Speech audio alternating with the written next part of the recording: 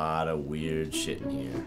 Yeah, this is the headcast room, Scott. This is the first stop if we were doing a makeup effect on you. I think as a makeup effects artist, I pull inspiration from all sorts of places. And Mother Nature, she's still the best. And lately, have been kind of looking at oddities in humans. Whether it's this extremely thin 88-pound girl that we did a zombie makeup on. There's a gentleman with neurocystic fibrosis. On the far left is a guy we ran into public with a giant lymph problem on his leg. So we molded the bottom of his foot and his leg, and sometimes just really petite people. I wish that I had some kind of, I don't know, like cast-worthy abnormality, something like that. There you go, welcome to the club.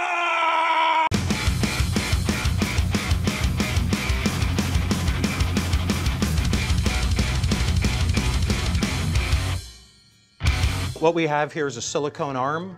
There are magnets inside that click it together and kept the hand together for the beginning of the take. There's a fiberglass inside that houses tubing.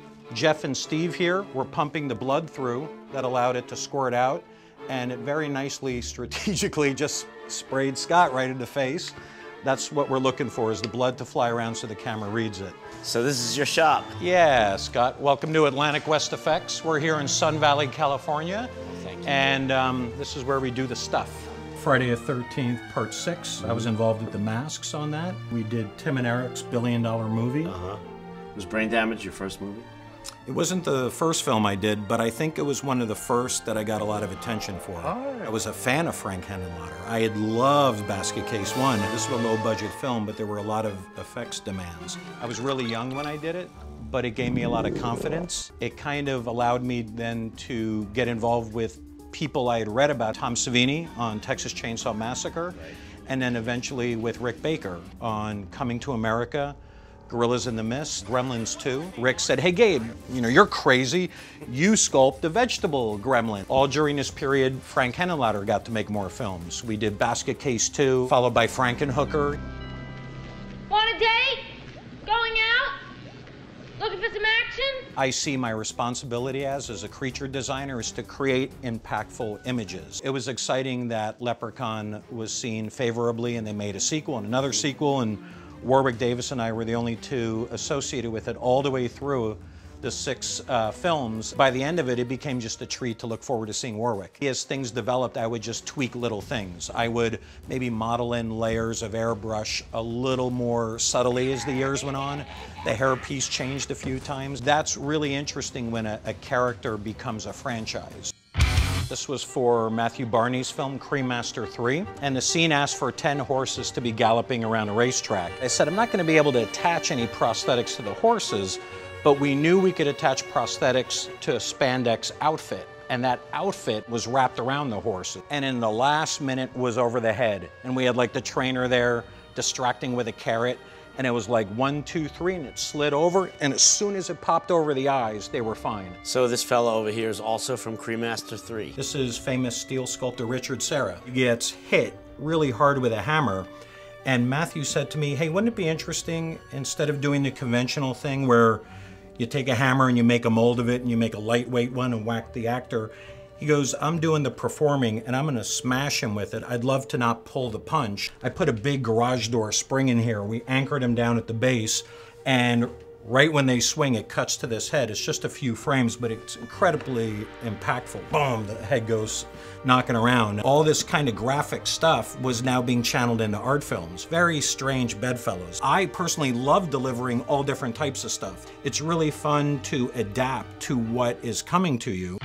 That's a still photo shoot that allows for an outlet of makeup effects. Another image I was involved in here was on Johnny Knoxville. It was a big cheat. What we did is a body harness that was digitally removed. I made stretched skin prosthetics that blended off around the nipple. We put real hooks, put tension on them, and then once that was removed, we made sure that he was rocking to where you would kind of make sense that his balance was allowing for that. David Byrne reached out and wanted these ultra subtle, bizarre prosthetics to reform his jawline, and on Annie a little more obvious, like a busted jaw, and I put a piece here on her brow. I even asked David, you know, it's so subtle, not to talk myself out of a job, but a little digital tweak, and he said, no, I really want to go through the process of a face cast. Both David and Annie were really gracious and really patient in the makeup chair. I sent them a copy of their life casts. David responded, well, great, you just solved our inner artwork problem. Did you do Tony Clifton's makeup? Tony Clifton's been in my makeup world for a long time. You're supposed to say that's not makeup. Bob Zamuda was Kaufman's longtime manager and writer. Every now and then, Bob would appear as Tony Clifton. There's a lot of misdirection about Clifton. It's a little bit playful, you know, and Bob will reveal himself. Right. And people will go, yeah, we thought it was Bob. But then suddenly someone else will appear, and they'll be like, what the heck's that? There's always this mysterious edge where sometimes there's different people in the chair, and yeah, it's just a neat thing to be involved with. So basically what you just said is Andy Kaufman isn't dead and you've actually made him up to be Tony Clifton. It always seems through word of mouth how people find me, whether it's music videos, feature films, or art stuff. I don't really care what the outlet is as long as I get to do some crazy stuff. The film I just finished, St. Bernard, I wrote it and directed it, so I'm gonna put in a lot of things that it may get me psyched and that I wanna do. It's basically a mechanical makeup. This hood and this forehead are glued to the actor. But down here, the anatomy has gotten pretty extreme, inches away from his face. So I moved to remote control. So Right. each of these are moving a tab on the face. Uncle Ed, stage 2. It's part of a transformation where a guy turns into a music monster. Mark Seliger also has a band called Rusty Truck. And to launch and celebrate their new album, he picked 11 artists, editors, and directors to envision one of the songs, and he was nice enough to ask me. I said I could do anything I want to a country song? And he said, yeah. So I created this demon.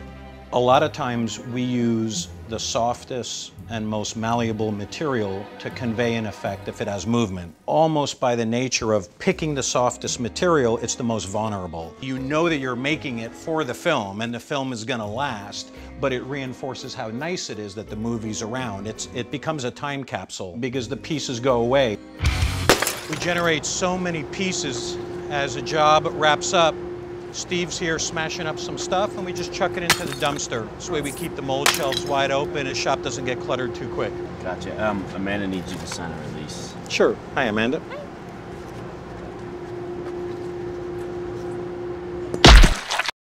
After all these years, is gore really where your heart is? Oh, always. It's the thing that gets you going. You know, you never forget your first love. Right. To this day, it's really fun to do gore effects, and you'd instantly get a rise. The blood. You quickly realize that gets a reaction out of people. Is that all we got? Oh, great. No more? I can get a little more little glass. Yeah. Action! Next week on Bloodworks. Holy crap.